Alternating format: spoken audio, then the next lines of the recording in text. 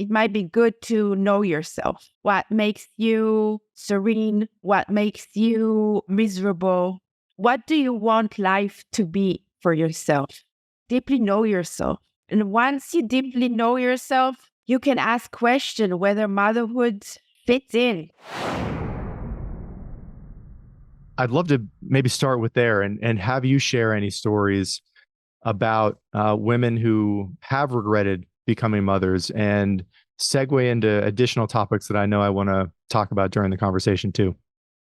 It's like a spiral each time and each year and each, like when I'm talking to women about motherhood, we will talk later on about these groups that I'm moderating for women who are uncertain whether they want to be mothers or not. It's like a spiral that I'm looking at this topic of motherhood and non-motherhood.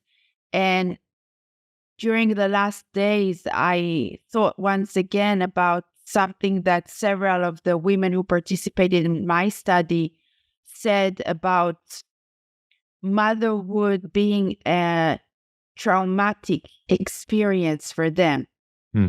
It's another dimension of regretting motherhood, because maybe it's one thing to say that you regret it, and it's another thing, it's related, but it's another thing to say that women are coming and saying, for me, it is a traumatic experience.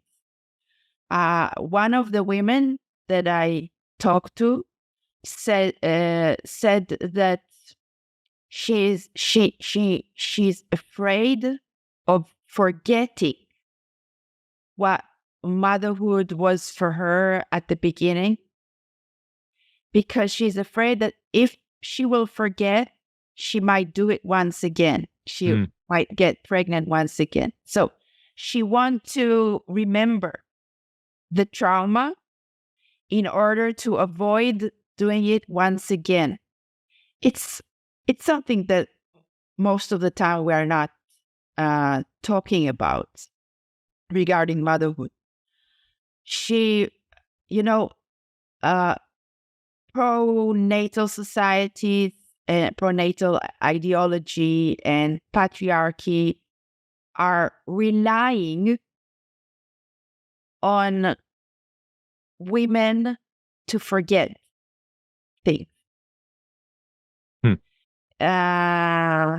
We can see it also, and I hope it's not a trigger to the audience, but also when women are being sexually abused or something like that, when they are coming forward 10 years later, people are asking, why now? And by saying why now and not understanding this, they're saying, why didn't you forget? Why do you remember? Please forget. Please don't remind us.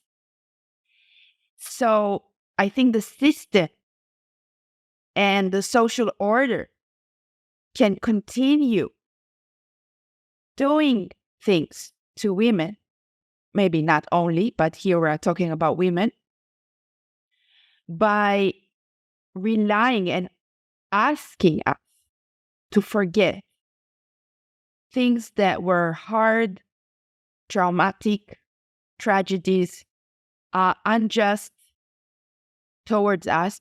We are being asked to forget. And the women who regret motherhood are not forgetting. And this is why one of the reasons why they are being punished and treated as monsters and things like, because they are coming and saying, I remember who I was.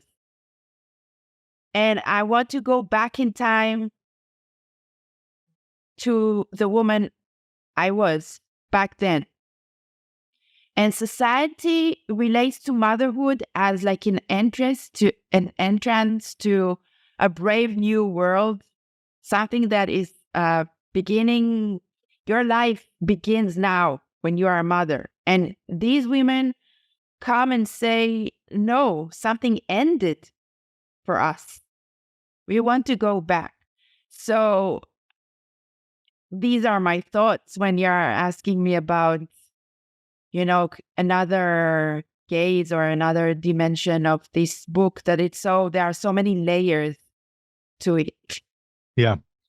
I know, there's a word that you used there a couple times at least, traumatic. And I know from our first conversation and from listening to other interviews, I think it's important too for the audience to know that in no way are you against motherhood in general.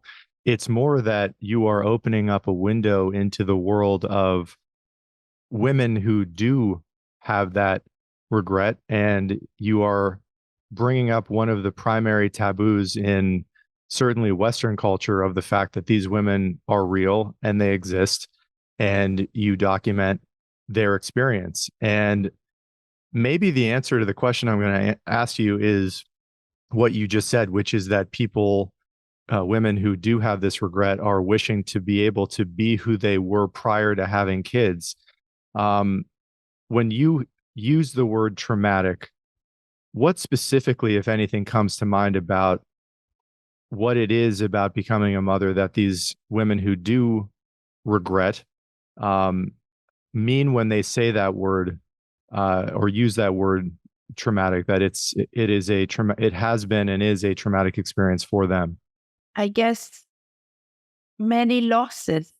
Hmm. I feel that they lost so many things, parts of their identity, um, many kinds of languages, uh, their autonomy, the body, Hmm. some certain kinds of relationships, uh, time, um, liberty. And so when you gather all of this together and you feel that somebody else is like driving the car of your life, or this car, someone else is driving it. So many of them things feel like as if they are going into, how do you say, to the beyond the cliff. Hmm. Um, so I think that, not that I think, they told me that they lost really precious things for them. And and even when they are grandmother and the children are young anymore and they are not depending on them, they still feel as if something was lost and forever. And they would have wanted to live differently. So they lost something. They lost a certain life that they could have lived if they were not mothers. And it's really important what you said at the beginning of the question. I'm certainly not against motherhood. It's and I guess that there are not enough times that we can that I can say it, because sometimes and I see it happening that I'm saying it, but it's going like into a kind of a filter that it's not being. I'm saying it, but it's not being heard. So I will say it once again. In any case, that I strongly believe that women should become mothers when they deeply want it. And I know that there are many women, of course, that deeply want to be mothers. There is no question about it. I'm talking about something else. I'm talking about that we will have an open space not to become mothers if we don't want to. And I'm talking about truly looking at the heavy and high prices that women are paying after becoming mothers. We owe it to them at least to listen. Yeah. There's a quote from your book, Regretting Motherhood, that I would love to read and then make a comment. And this is from you, quote, "Women, especially those over the age of 30, are caught within a mind game of threats and warnings. Your time is running out for making a family. You may think that you're not interested in being a mother, but you are wrong. The desire will strike you eventually, but then it will be too late. You are going to regret this." And I know from reviewing our conversation from a year and a half ago that, my understanding in your own life was, I think it was, you phrased it as a quiet knowing or a silent knowing that you had had since you were a teenager that uh, this was not for you. And to me, one of the great things about the internet and the ability for people like you and I to have a conversation like this is to help people who are in the minority but are real and are interested in living in accordance with what they really want in life to be able to discover dialogue like the one we're having today to better give them the information and the courage to live a life that makes sense for them. And I'd love to maybe posit this question for those kind of women who are, in their 20s and 30s, who are receiving the sort of fear that I think you were alluding to in the quote that I just read out, who may have a real sense, like it sounds like you did, that this is not for them, but they are getting that message consistently from society that, you think you don't want this now, but you definitely will. How you would address a woman like that, how you would shepherd a conversation with someone like that to tease out what really is best for them as best they can understand it. How would you respond to that? I will say several things, and each and every one can like pull something out of the things that I'm saying here. I'm just putting it out like in a mess. And I think first of all, each of each and every one of us, it it, it might be good to know yourself. To Mm, know yourself, what makes you serene, more serene, what makes you miserable. What do you want life to be for yourself? Who are you? Um, like deeply know yourself. And once you deeply know yourself, you can ask question whether motherhood uh, fits in.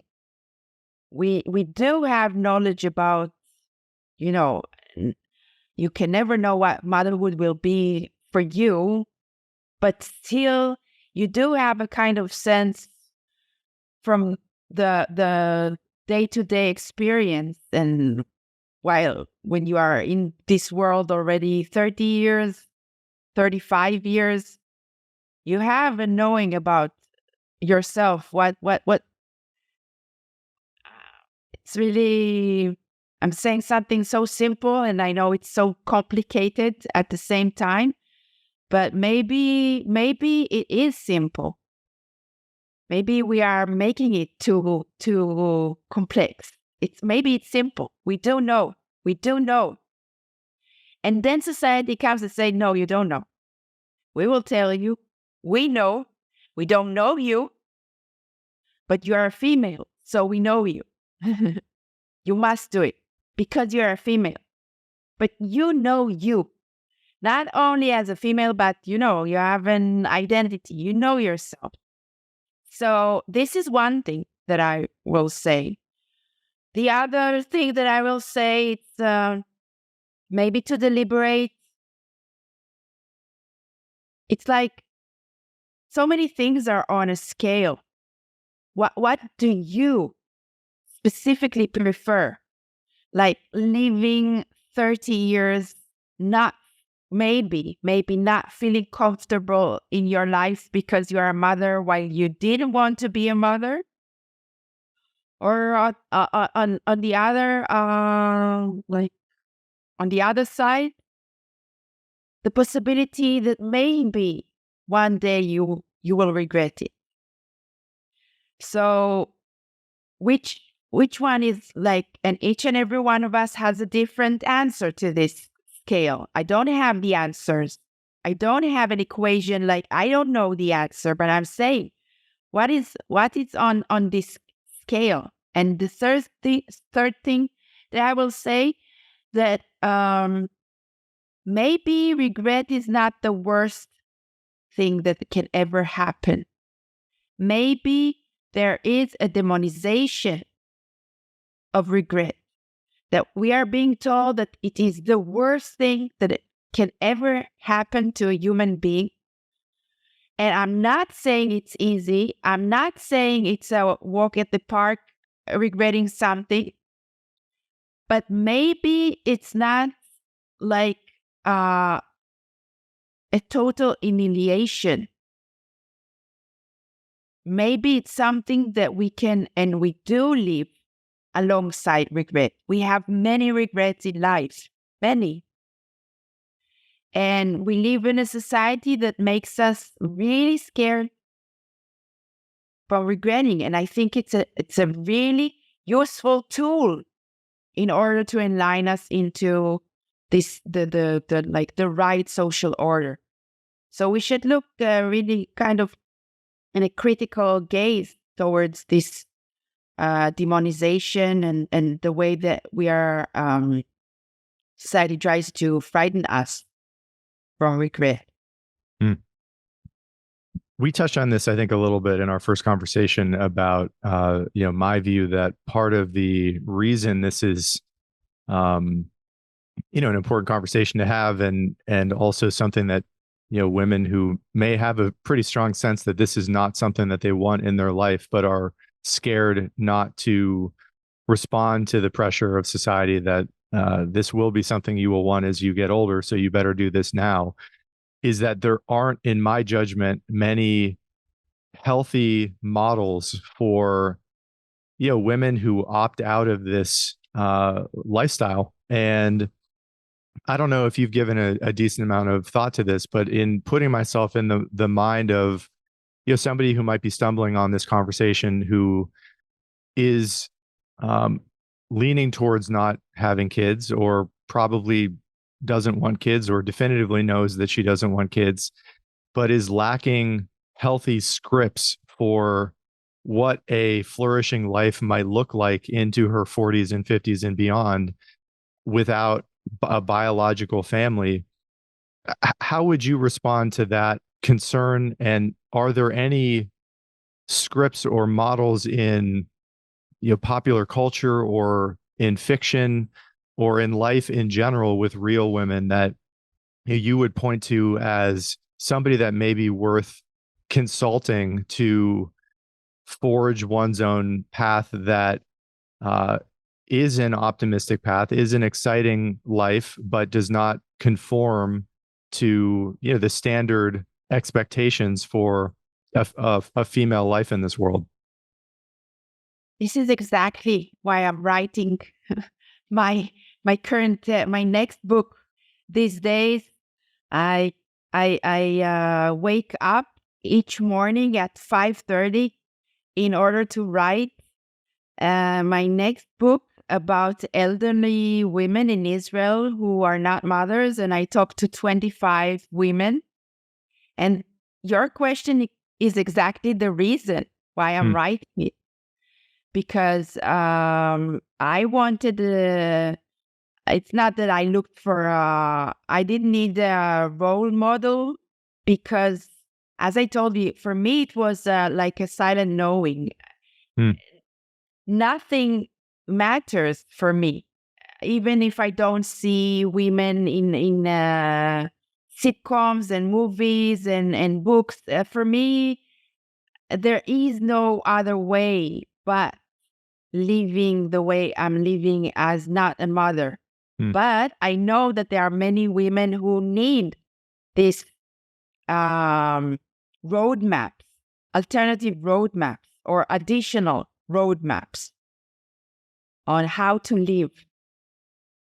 And I am also writing about how to die in this book. So I'm writing it these days, and I hope it's going to be published first in Germany, in German, and I truly hope that it will be also translated into English once again. And for now,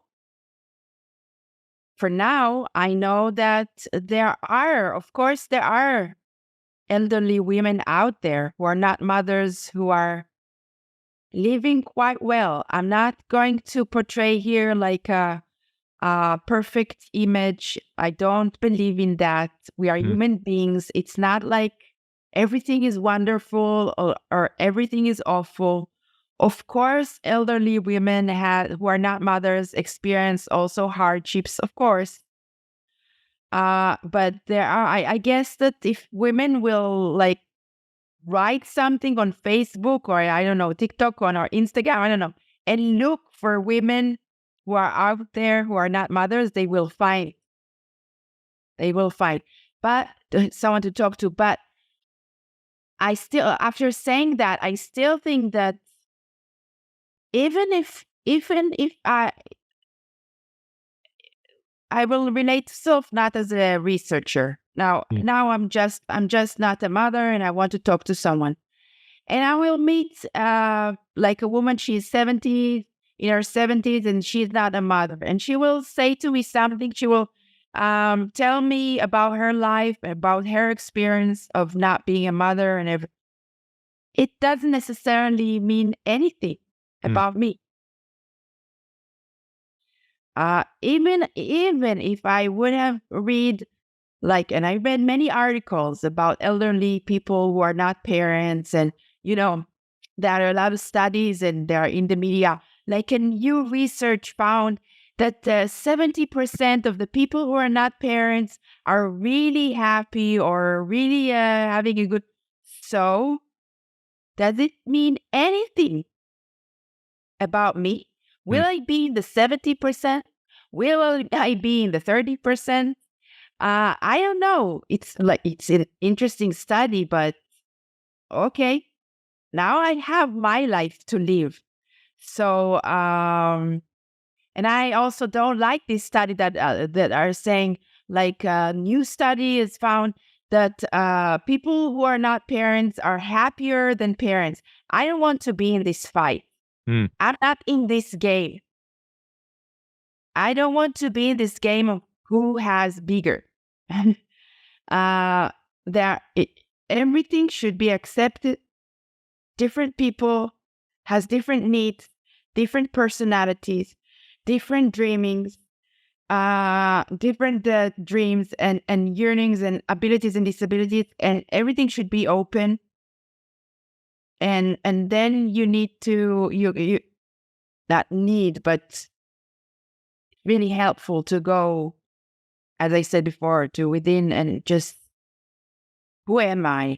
In this society, who am I? I think that's an excellent point that needs to be at the forefront of this conversation. And yet, in the spirit of honesty, and as you alluded to earlier, there is no utopia on this planet.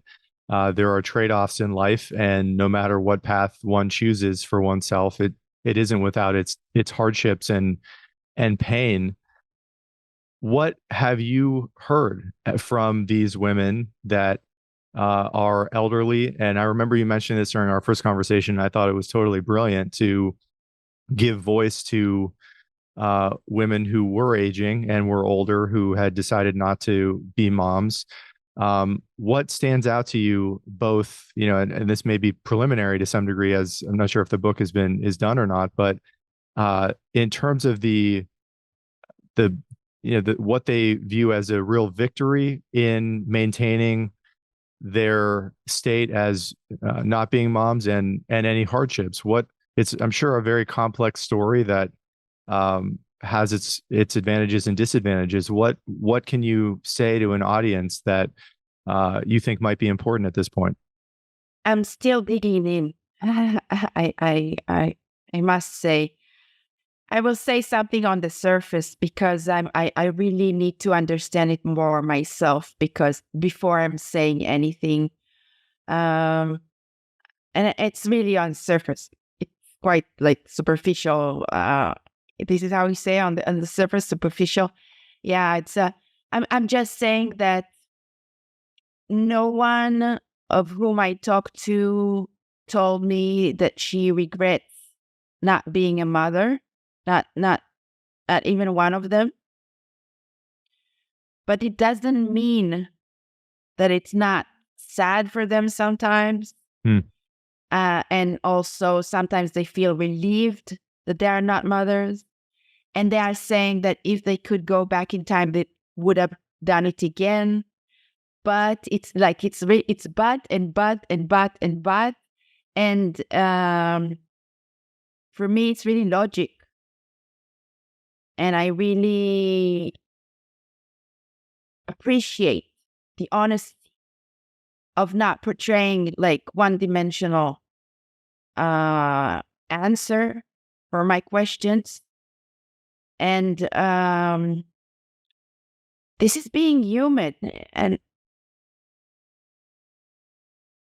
I don't think that there is anything that it's like one on one dimension. Hmm. But none of them told me that it was a mistake for her.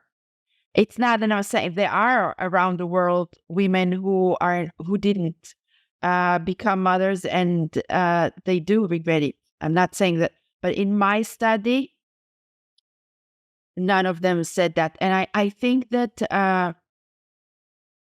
one of the things that it's really, I'm really going with it along. I started this study at 2017, Hmm. but there was a COVID and situation in Israel. It was like delayed and many of them said in different phrasing and words that they didn't exactly choose not to be mothers, but they never felt that it was burning from inside to become mothers. And they made they took turns in junctions that each time got them further and further away from motherhood. So I think that that saying that I was not in a state that I will do anything to become a mother, because it was not burning inside of me. And at the same situation, there are so many women also, especially in Israel, that even if they don't have a partner, and even if they have a fertility, hardships, they will go through walls in order to become mothers. So at the same conditions, there are women who will do anything to become mothers, and there are women who will say, no, it's not, I don't want it so passionately in order to do anything for me. And so it's not a kind of choice, but it's a kind of, I don't know, tending towards not. Makes sense. And I know that I just learned this yesterday, and I alluded to this earlier in our chat today, that I didn't know that you conducted these conversations with women who were wrestling. They're kind of at or near, it sounds like, a decision point for whether or not they want to become moms. And my understanding, based on what I heard you say in this interview, is that you've been doing this, I think, once a year for many years, where you facilitate these conversations as women try to tease this out. And this is a very broad question, but what have you learned that might be helpful for people who hear this conversation about, questions to ask oneself? We've talked about this a little bit today, but my understanding as well is that some of these women who come and have these conversations with you decide not to be moms, and some decide to become moms.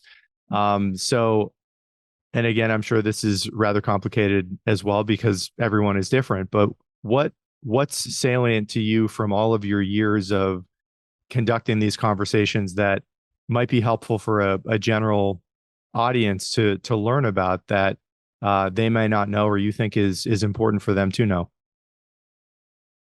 Oh, first of all, yeah, I'm since 2015. Each year, I moderate a group for women. Once a year, I moderate a group for women here in Israel who are uncertain whether they want to be mothers or not. We meet for 10 weeks, once a week, 10 sessions, Hmm. and we sit in a circle, and like 12 women each year, and I say to them that here is a space where we give respect to uncertainty. We live in a society that pushes us all the time to decide and concur and run and to the next station and to the next level. Also, all the time to improve and to run towards something and to accomplish all the time, and also all the time to prove and improve, and all the time. And I'm saying to them here, we don't know. We just like stay in place and say, I don't know. And we will going to respect it because this is once again another human experience that is being eliminated it's like in a very capitalist society that you all the time and need to go to the next level, and you don't stop, just run all the time, run to the next target. And so first of all, it's just, let's respect the condition of not knowing. And it's very helpful for them to hear more women who are saying, I don't know as well. And just being able to talk about it, listen to other women. And I have, like, each session, I have a question for them, and we work with this question. So one of the question is, I asked them to draw a kind of a roadmap of their uncertainty. What are the materials that for each and every one of them in this uncertainty?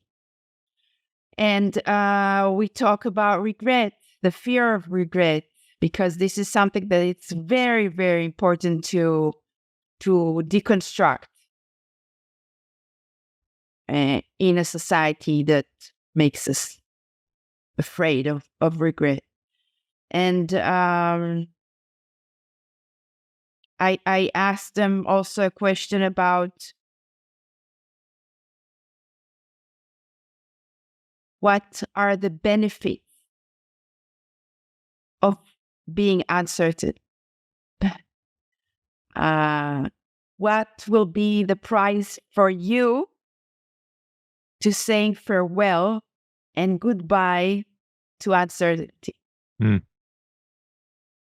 This is we talk about it at the session one before the last, before we say goodbye to the group.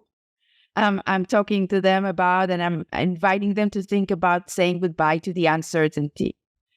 And I learned from them that being uncertain might be really noisy and really for some of them it's really an agony not knowing, and it's all the time like there is a cacophonic, like it's a noise all the time. But for others, it might be a really comforting place to stay, because when you are uncertain about something, everything remains open. Hmm. You don't need to, like, if you are uncertain and now you decided that you want to be a mother, so now you need to do some steps towards it. So different things. And also, if you decided that you don't want to be a mother, you need to do some things in order to like be steady at your decision and to live your. And when you are uncertain, everything is open. And I really understand why for several of them, they don't have the motive to decide. And that's fine as well. Hmm. If you, I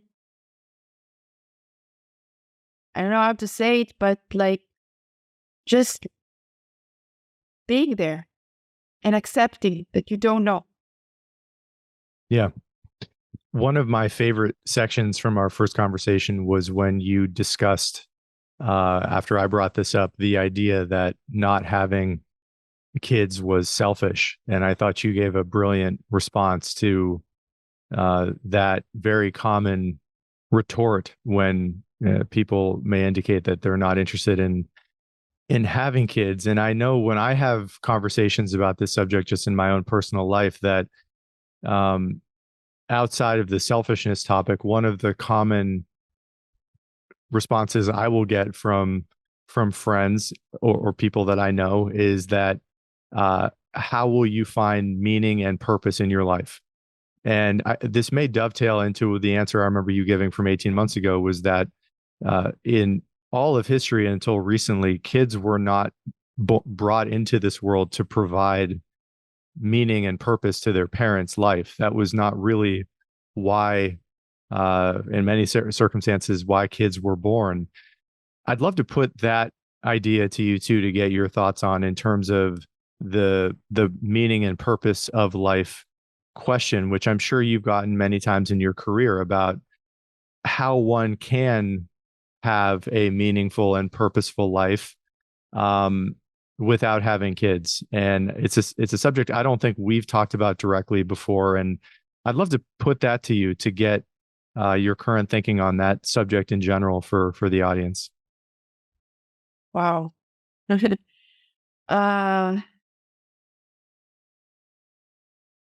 First, I will say that I would want to live in a world where I can be not a mother and I will come back home and I'm not sure if we talked about this. It's like a thing that I'm talking about all the time. Did I talk to you about the airplane, the No. paper? Okay. So I would want to come back home and to draw a spot on my wall and just throw a paper airplane to this dot on the wall. And this is the meaning of my life. Hmm. And I'm not even trying to improve. I'm just missing it all the time. I'm throwing it and I miss it all the time. And I would want to live in a world where if that's my purpose in life, then that's my purpose in life. Or I don't know what my purpose in life. I don't know what the meaning of it. I was brought into this world. My parents didn't ask me. I'm here. I'm trying to enjoy or to I don't know, to do things that make me feel that interest me, that give me some kind of pleasure. And this is all there is. So I'm not saying there are people who are like searching for meaning and for purpose, of course. And there are people I want also to suggest that there is no, I don't know, it's a kind of existential answer for it. But I can say that, of course, that if people are interested in having meaning in their life, of course, there are so many other ways rather than having children. Of course. I'm writing now the chapter about continuity and generativity, and how can we do things in our lives to the next generation. And this is what parenthood is like nurturing the next generation. And there are so many other ways to do things for ourselves, for the next generation, without being biological parents. And be teachers and work with children, and like innovation in science for the next generation, and art and music and writing books. You don't need to be a genius. Also,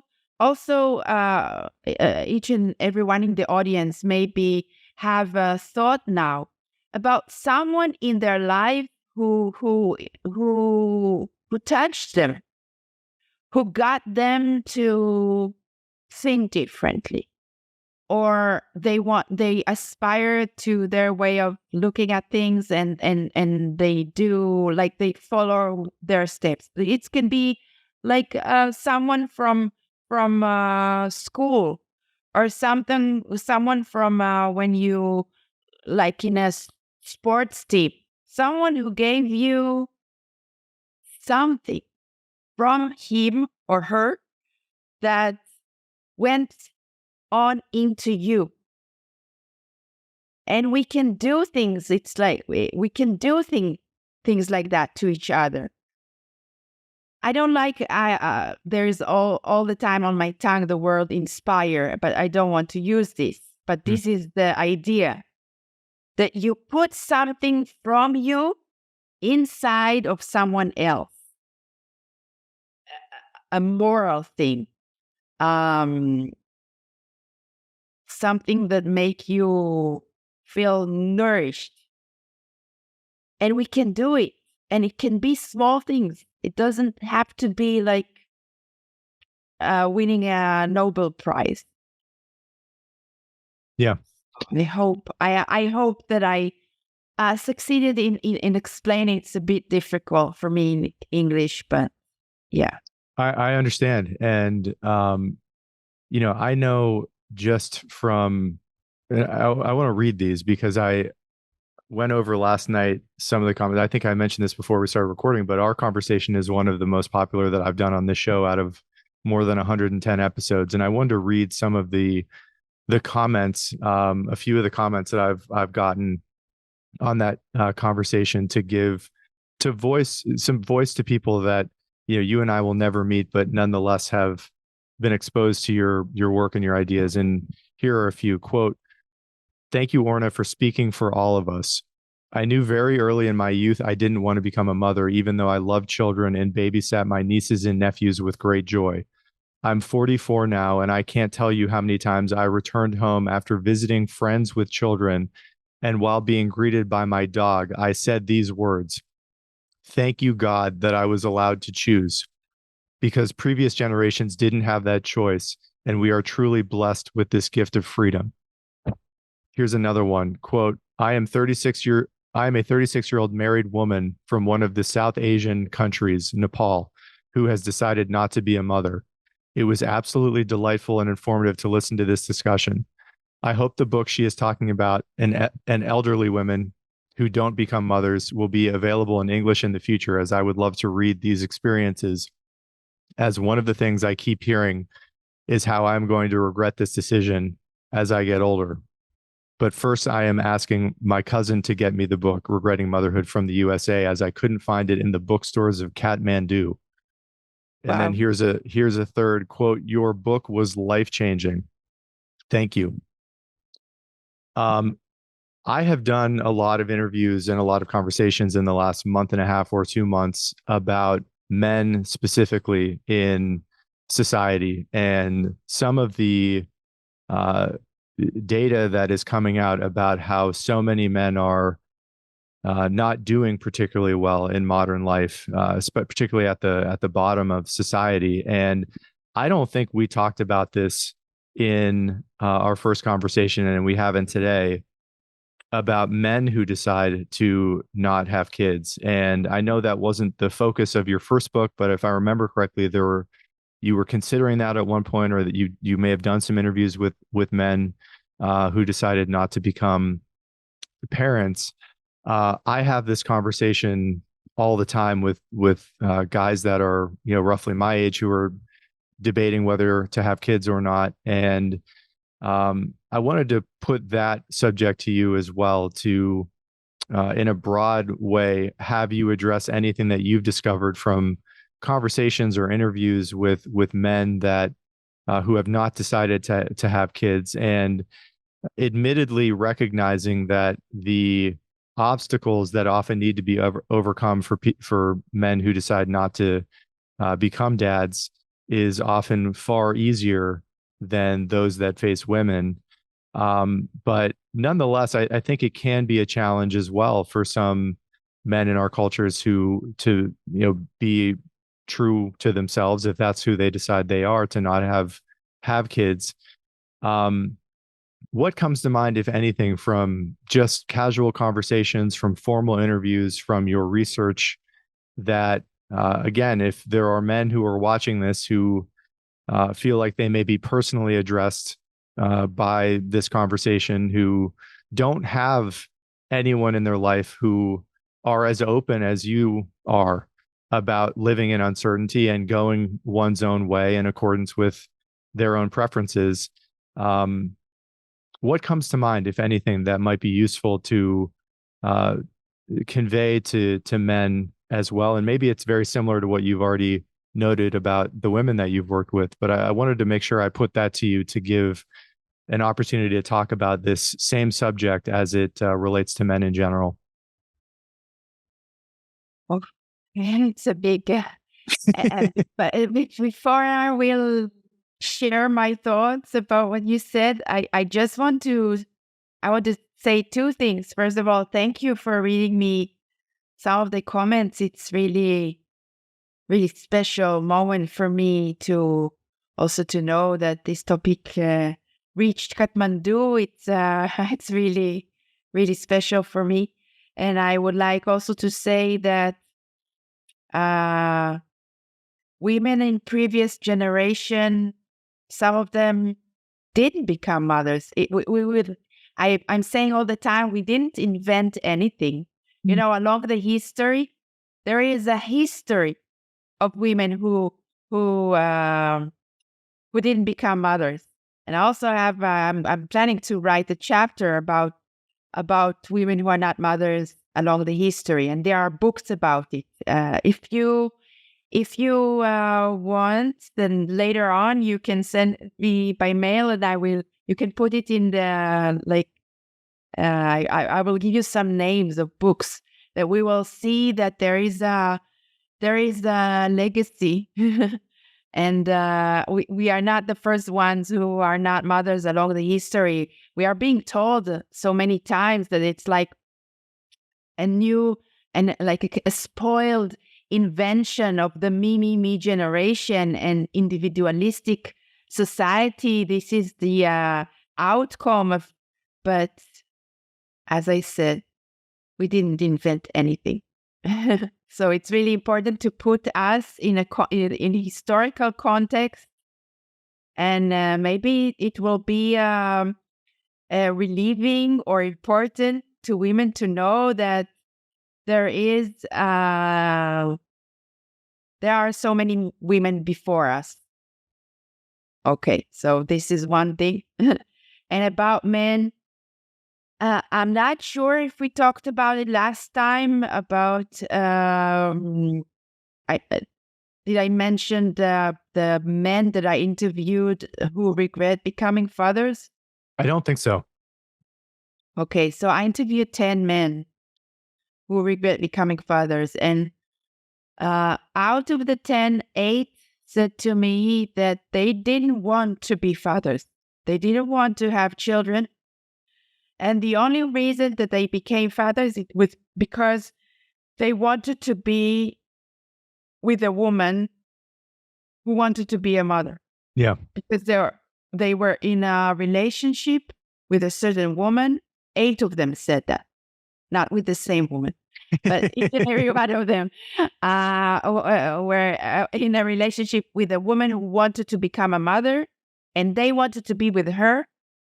And this is the only reason why they agreed to become father. And now, from retrospective look at it, they regret it. Some of them are divorced, so they are divorced and they regret being fathers. So everything is a mess. And so I heard more men who are saying that they became fathers because they wanted to be in this relationship. And I think this is another thing that is not being talked about enough, about the need of men as well to be in a relationship. We are all the stereotypes, and it's like women are hunting and running after men, and they want to get married. And once they have the party before the marriage, they are being treated by their friends as if it's the last night out of jail. And this is what we are being told, that women want to be in a relationship, men don't. They are running away from it. They want to be, and everything exists here as well. And so many men want to be in a relationship. And we can also see it at the second chapter in Hebrew. There is a saying like Perek Bet, it's like the second chapter, when people are getting divorced or they are becoming a widow or so. So many men are getting into another relationship weaker than women. And many of them would like to live together with their partner, while many women are saying, enough, I want to live. We can have a relationship, but I want to live apart. It's like living apart together. And this is so many clues for us that men also want to be involved in relationship, in intimacy. They need these kind of things as well. And I think it's a really how would you say it? Well, I will say it like that, and it's in Hebrew there are nicer words than that, but it's really sad for all of us. These kind of stereotypes for women, it's unjust for women, and it's unjust for men. And so I think that men might also pay prices for not becoming fathers.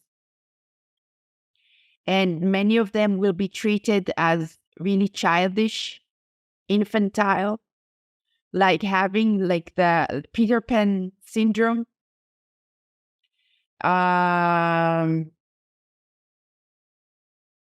Like being not responsible enough. And they will be judged regarding these stereotypes. And so many men some of them are childish. It's okay as well, I guess. And others are really have passion in a lot of things in their life, but they just don't want to be fathers. It doesn't mean anything about not being able to commit to something. And maybe we need to distinguish between being committed and being obligated. Because you can be committed to something from really a deep passion. But society wants us to be obligated to a certain kind of relationship. Yeah. So if you are not proving that you're obligated to something, you are being treated as if you can't be committed to anything.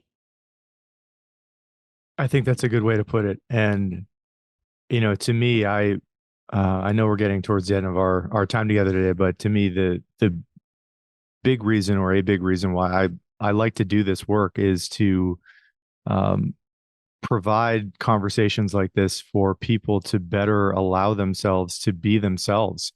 And this conversation is a perfect example of that, to help hopefully some people who come across this have the fortitude and self insight and um, self awareness and support, even if it's digitally, to be who they are and to live that out in accordance with their own nature in whatever way that takes them. And I think that's why, I was so honored last year to talk to you, and I was so interested in your book, and I wanted to have you back on to continue the conversation, because I think it's so important. If it's something that, if human well-being and flourishing is something that you're interested in trying to promote, then helping people gain the information and courage to live out a life that makes sense to them is extremely important. And it was an honor to do this 18 months ago with you, and it's an honor to do this again now. And I wondered if maybe I could close by just opening up this conversation. I know you've done plenty of interviews about this topic, and you might be the world expert on some of these subjects. Certainly, your book, I think, is uh, unique and one of a kind in its popularity and its subject matter, even now. Uh, I'd love to just ask you if there are any other aspects of this subject, or allow you to answer any questions you wish somebody like me would have asked you, that Oh, wow. you think is important related to this whole field of inquiry and study, that maybe that might be a great place for us to close. I think I can, like, for a year, I can talk about it and I will still have things to say about it. So, each time I'm being interviewed, I'm just like, whatever was brought up, this is what needed to be brought up. And Hmm. like, there are so many things that I can say. So it sums up to, there is no need on my behalf to, um, I think that the only thing that I would like to say, it's important for me that along the way, when I talk about know yourself, and for me, it's all the time going alongside with knowing the structures of society. Hmm. Because I don't think the solution will only be from the inner inner world or the individual. We need to know what is going on. I told you before that I am a political woman. I am a feminist. The social structures, the power that is being laid upon us, uh, intrigues me. I am a sociologist. I don't think that the solution will come only when each and every one of us will know ourselves. This is one thing that I'm saying. But I guess that at the end of our discussion, for me, it's really important not to take the eyes off society. So, like, it's a kind of dual direction movement. Like, go within, but don't take the eyes from the ball. And the ball here is society. We need to deconstruct what is going on here, because I heard a TED talk. It's from on a different topic. It's really different, but there is something that is the same. That she was a woman with disabilities, and she said that no smiling at stairs will make it into a ramp like a rampa. It's Yeah. so my inner attitude will not necessarily change what is going outside my personal inner attitude. She's really nice, how really clever how she said it. No amount of smiles will make stairs into a ramp. So, and a positive attitude. So it's a two direction movement here. And I hope that I will be able to continue and deconstruct this in order that more people will be able to see it.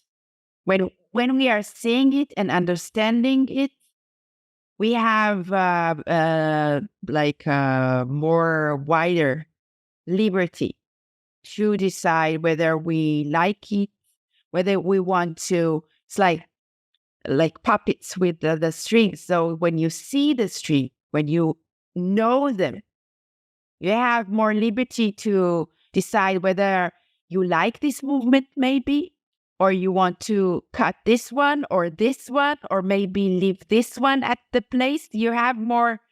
So this is my calling here now. For it's important for me not to end our discussion by like a kind of individual message. Fair enough. Yeah. Orna, it was so good to see you again. And I want to thank you again for all the work you do, and just for giving the time to come back on and talk about this really important subject. And I hope we get to do this again sometime.